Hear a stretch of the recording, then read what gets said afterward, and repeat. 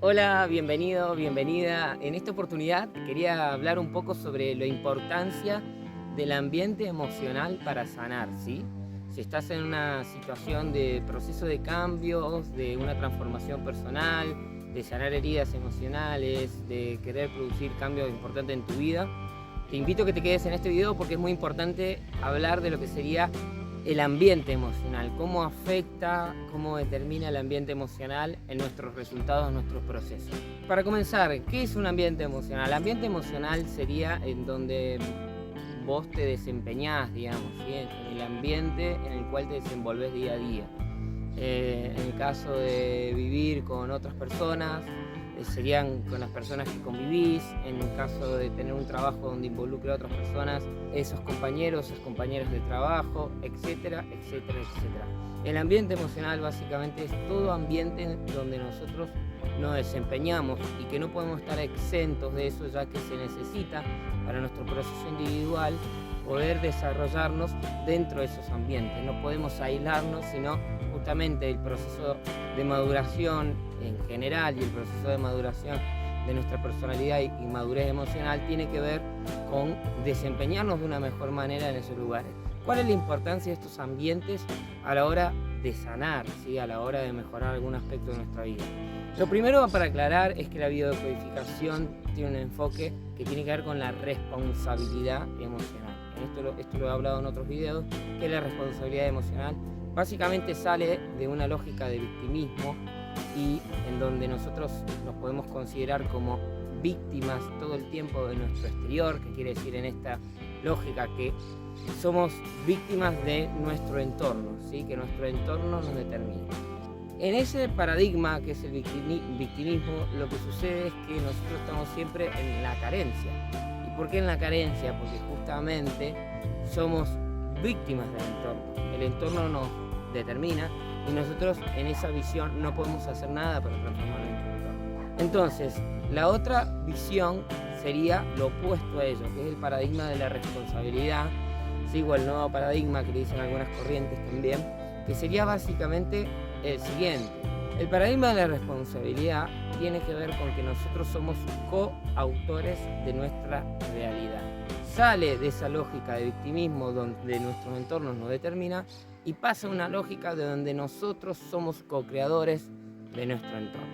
Nos devuelve ese poder de determinar cuáles son las condiciones de nuestra vida, nos devuelve ese poder de cómo transformar nuestra realidad y deja de lado esa lógica de proyectar afuera como los responsables de lo que somos. En una lógica de victimismo esto no me detengo mucho porque lo más conocido, lo que generalmente se hace es culpar a quienes tenemos enfrente para no responsabilizarnos justamente de nuestras cuestiones, ¿no? Por ejemplo, llámese en parejas, cuando están fallando ciertas cosas a nivel individual, se proyecta esas demandas en nuestras parejas, llámese nación, gobierno, lo que sea, cuando proyectamos en nuestro gobierno como los causantes de los males de nuestra economía, etcétera, etcétera, y no indagamos en qué tenemos que ver nosotros en ese proceso de creación. En cambio, el paradigma de la responsabilidad, que es el que tiene la biodecodificación, que ya sea en un proceso de autoindagación o en un proceso terapéutico, lo que invita es justamente a ver qué hay en nosotros que co-crea ese entorno, lo que tiene como perspectiva, lo que tiene como paradigma, como creencia, es que nosotros estamos proyectando afuera nuestro ambiente interno. No es nuestro ambiente exterior el que nos determina, sino nuestro ambiente interno. En ese sentido, la indagación pasa a ser fundamental. Y la indagación es justamente preguntarnos qué hay en nosotros que crean esas situaciones, ya que si hay una situación de desvalor afuera o de falta de respeto, llevado a la polaridad de la biodecodificación sería que nosotros nos estamos faltando el respeto a través de otros, que nosotros no nos estamos valorando a través de otros.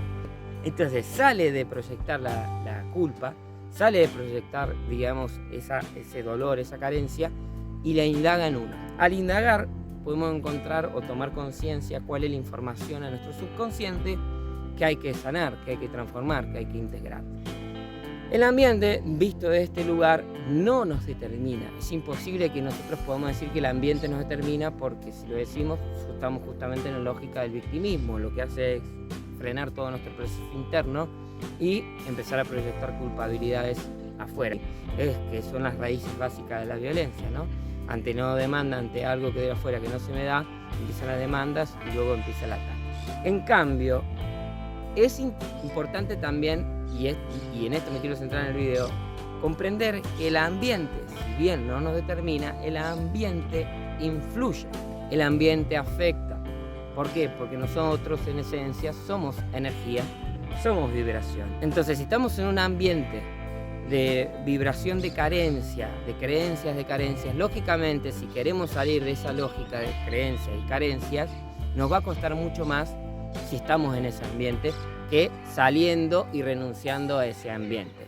Para ser simple y claro, si quieren producir cambios fuertes, si quieren producir cambios rápidos, o como se dice ahora también saltos cuánticos, ¿sí? Que se manifieste una realidad distinta a la que tenían antes, lo que tienen que hacer primero es renunciar al ambiente que se encuentran, que los aleja de eso. La pregunta sería, en base a esto que quieren transformar, en base a esto que se quieren convertir, ¿el ambiente que están les determina, les influye a favor o en contra?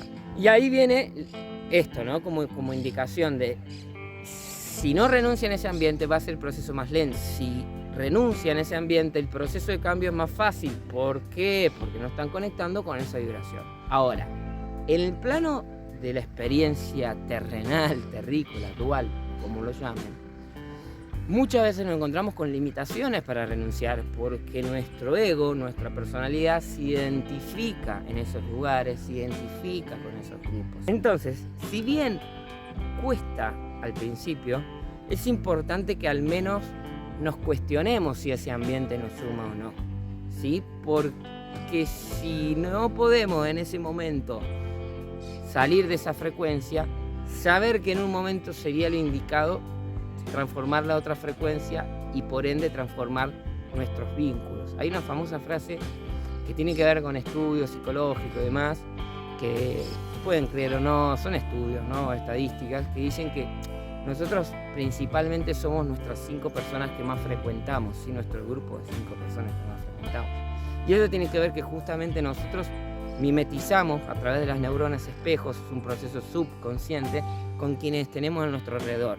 Entonces, cuando nosotros venimos de una programación, de una manera de ser, en carencia, por ejemplo, y queremos generar cierta abundancia, cierto cambio en nuestra vida, lógicamente sostenernos en ese ambiente nos va a atrasar nuestro proceso. Ahora, no es mágico y no es así de simple como suena, porque a la vez la personalidad, el ego, aquello con lo que nos identificamos, está ligado a ese ambiente, está ligado a ese lugar, está ligado a ese grupo.